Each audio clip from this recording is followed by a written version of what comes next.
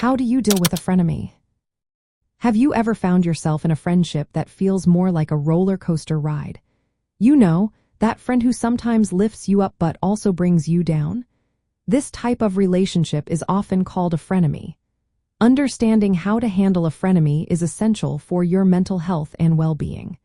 Let's break down some steps to help you navigate this tricky situation. First, it is important to recognize what makes someone a frenemy. They may gossip about you, make backhanded compliments, or act supportive in front of others but less so when you are alone. These behaviors can be confusing and hurtful, and it is normal to feel upset about them. Next, take a moment to reflect on your feelings. Ask yourself how this friendship impacts your emotions. Do you feel respected and supported, or do you often feel anxious and unsure? Trusting your feelings is key to understanding whether this friendship is healthy for you. Setting clear boundaries is another important step. Boundaries are the rules you create about how others can treat you. With a frenemy, it is vital to know what you will and will not accept. For example, you might decide it is okay to hang out in a group but not one-on-one if that is when negativity occurs. Being clear about your limits helps protect your emotional space. If you feel safe doing so, try to communicate assertively with your frenemy. Choose a private moment to talk and use I statements to express how their behavior affects you. For instance, you might say, "I feel upset when you make jokes about me in front of others." This approach is clear and less likely to lead to an argument. If you are not comfortable having this conversation, that is perfectly fine. Your comfort and safety come first. Sometimes, the best way to deal with a frenemy is to limit your time together. You do not have to cut them off completely, but you can choose to see them only in group settings.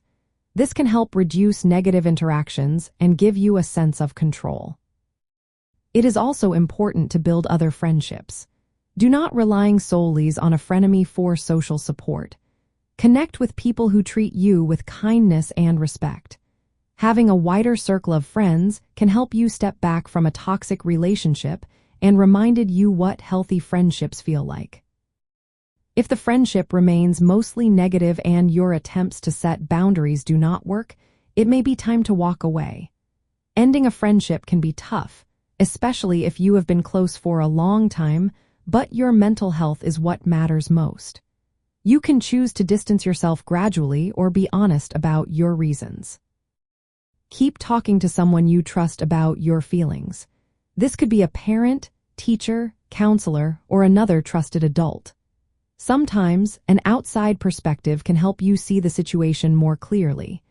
If you are not comfortable talking to someone you know, consider reaching out to a helpline or online support service. Lastly, practice self-care. Dealing with a frenemy can be emotionally draining, so make sure to take care of yourself. Engage in activities you enjoy, spend time with supportive people, and reminded yourself of your worth. You deserve friendships that make you feel good about yourself. Remember, many teenagers experience frenemy relationships. It is a normal part of growing up and learning to navigate social situations. Trust yourself, set boundaries that feel right, and seek support when needed. Over time, these skills will help you build healthier and happier friendships.